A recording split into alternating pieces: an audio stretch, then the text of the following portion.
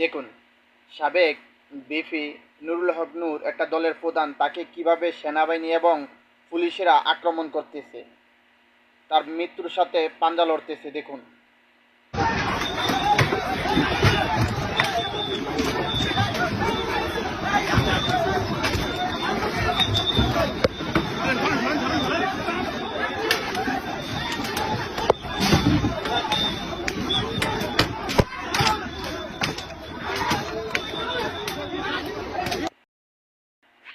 যে জায়গায় একটা দলের প্রধানেরা নিরাপদ না, পুলিশ বাহিনী এবং বিভিন্ন বাহিনীর কাছে সাধারণ জনগণ কিভাবে নিরাপদে থাকবে?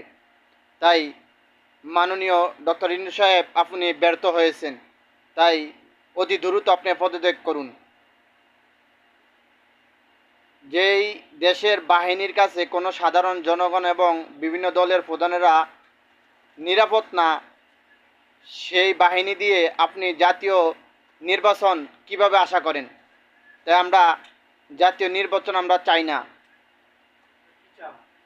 আমরা আগে সংস্কার এবং বিচার বিভাগের সঠিক পেশিবাদের যত দোষরা আছে সমস্ত দোষরদের বিচার করতে হবে, শাপলা চত্বরের বিচার করতে হবে, পিলখানার হত্যার বিচার করতে হবে।